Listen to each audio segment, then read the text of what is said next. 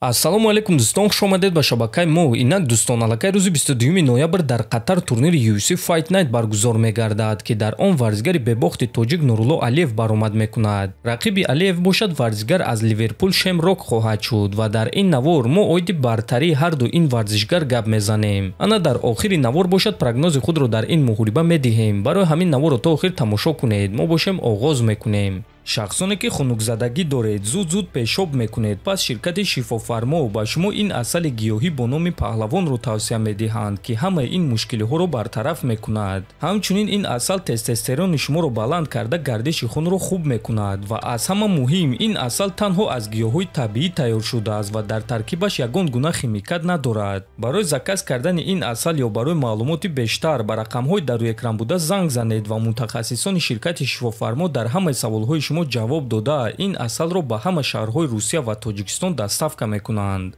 оғоз мекунем аз рекорд сину сол ва қадду қомат. Нурулло Алиев 26 сола буда 1 метр 77 сантиметр қад дорад. Рекорд 10-0 аз 10 ғалаба 2 ғалаба бо тариқи нокаути техникӣ ва 8 ғалабаи дигар бо қарори доваро дорад. Шемрок бошад 32 сола буда 1 метр 83 сантиметр қад дорад. Рекорди касбии ӯ бошад 11-1 аст. Аз 11 ғалаба 2 ғалаба бо тариқи нокаути техникӣ, 8 ғалаба бо тариқи сабмишн ва танҳо 1 ғалаба бо қарори доваро дорад. ҳамчунин Шемрок як бохт дорад ки бо тариқи нокаут соли 2021 рух дода буд. акнун мегузарем ба таҷриба ва стили ҷангӣ. Шемрок аз Нурулло Алиев 6 сол калонтар аст, лекин таҷрибаи онҳо қариб ки баробар аст ва агар ки мо мавқеи рақибони онҳоро нигоҳ кунем, пас гуфта мешавад ки Нурулло каме бартарӣ дорад, чунки барои Нурулло ин сеюм муҳориба дар ташкилоти UFC мешавад, дар ҳоле ки барои Шемрок ин аввалин муҳориба дар ташкилот хоҳад шуд. Нурулло гӯштингир аст, ӯ доимо бо як нақша ба ҷанг мебарояд. рақибро ба замин афтонидан, дар он ҷо ӯро идора карда зарба задан. Шемрок бошад греплер аст, ӯ низ доимо кӯшиш мекунад ки рақибро ба замин афтонад ва дар он ҷо бо тариқи усул шикаст диҳад. Нурулло Алиев ростдаст аст, Шемрок бошад чапдаст аст. ҳардуяшон дар вазни сабук 70 килограмм баромад мекунанд. чӣ гуна ки дар боло қайд кардем, Нурулло гӯштингир аст. вазифаи ӯ рақибро ба замин афтонидан, дар замин ӯро идора кардан ва зарбаҳои худро ба рақиб расонидан. ҳамчунин Алиев дар стойка низ кор карда метавонад, лекин стойкаи худро кам истифода мебарад ва дар ин муҳориба дар стойка ҷангидан барои Нурулло на он қадар хуб аст, чунки рақиб чапдаст буда қад ва дастони дарозтар дорад ки аз дистансия дур кор карда метавонад. барои Нурулло зидди чапдаст дар стойка ҷангидан душвортар аст. ана барои Шемрок бошад душвор нест, чунки ӯ доимо зидди рақибони ростдаст меҷангад ва одат кардааст. лекин дӯстон, қайд мекунем ки Шемрок дар стойка хатарнок нест ва ӯ худаш кӯшиш мекунад ки муҳориба дар замин гузарад. Нурулло Алиев гӯштингир аст, Шемрок бошад греплер аст, яъне Нурулло текдаун мегузаронад ва дар замин рақибро хуб идора карда ба ӯ зарбазанӣ мекунад. аммо Нурулло дар греплинг хатарнок нест, чунки то ҳол ягон ғалаба бо тариқи усул надорад. ана Шемрок бошад баръакс, на он қадар хуб текдаун мегузаронад, лекин агар рақибро ба замин афтонад, зуд дар фикри усул мешавад ва аз 11 ғалабаи худ 8-ро бо тариқи усул ба даст овардааст. аз ҳамин сабаб мо фикр мекунем ки қисми зиёди ин муҳориба дар замин мегузарад. чӣ гуна ки дар боло қайд кардем, Шемрок дар замин хатарнок аст, аммо дар он ҳолате ки худаш рақибро афтонида мавқеи даркориро ишғол мекунад ё ин ки рақиб пушти худро ба ӯ медиҳад. ана агар ки рақиб ӯро афтонад, пас ӯ дар замин на он қадар хатарнок аст ва Нурулло аз боло истода ӯро хуб идора карда метавонад. дар тобоварӣ бошад Нурулло бартарӣ дорад. пеш аз омода кардани ин навор ма қариб ҳамаи муҳорибаҳои Шемрокро тамошо кардам ва боварӣ дорам ки агар Нурулло аз оғози муҳориба ӯро ба замин афтонида дар замин идора карда зарбазанӣ кунад, пас дар раунди сеюм рақиб хаста шуда метавонад ки Нурулло метавонад граунд энд паунди худро ба кор дароварда ғалабаи фаврӣ ба даст орад. лекин ба ҳар ҳол дӯстон, ман фикр мекунам ки Нурулло дар ин муҳориба бо қарори доваро ғалаба ба даст меорад ва прогнози мо ғалабаи Нурулло Алиев бо қарори доваро аст. огоҳ мекунам дӯстон, ин прогноз барои ставка кардан нест. ставка кардан ҳаром аст, ин чизро фаромӯш накунед. ин танҳо маълумот аст. шумо бошед дӯстон, метавонед прогнозҳои худро дар комментария нависед. дар канали мо обуна шавед. то боздид, хонободу сарбаланд бошед.